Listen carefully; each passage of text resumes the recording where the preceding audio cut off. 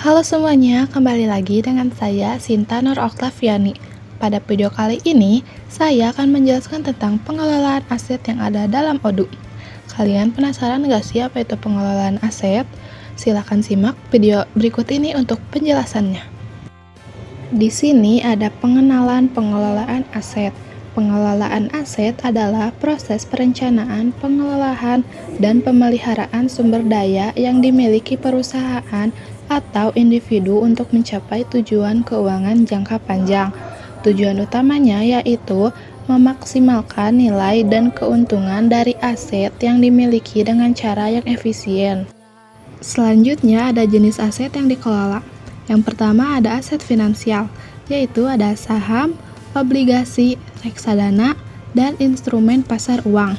Yang kedua ada aset non-finansial, seperti properti, tanah, kendaraan, dan perlengkapan fisik. Dan yang ketiga ada aset digital, yaitu aset kripto, perangkat lunak, dan data. Ada juga proses pengelolaan aset.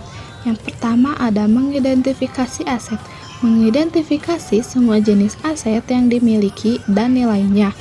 Kedua ada penilaian aset. Menilai nilai pasar dan potensi keuntungan setiap aset. Yang ketiga, merencanakan pengelolaan. Membuat strategi untuk mengoptimalkan penggunaan aset. Yang keempat, ada pemantauan kinerja aset.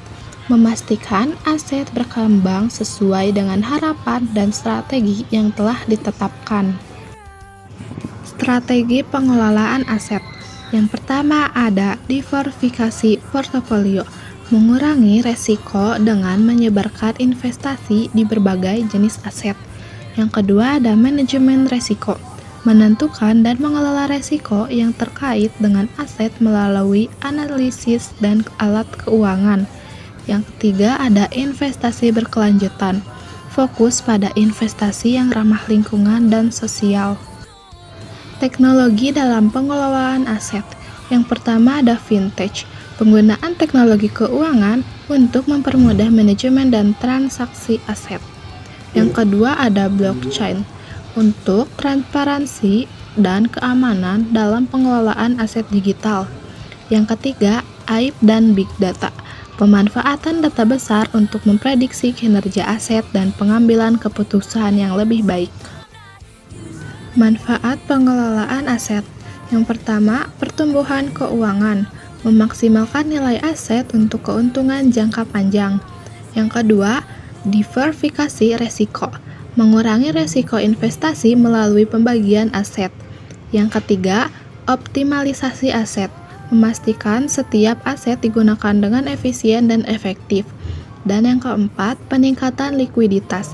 Aset yang dikelola dengan baik dapat lebih mudah diuangkan jika diperlukan.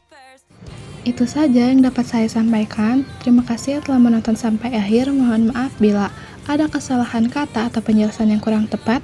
Sampai jumpa di video selanjutnya.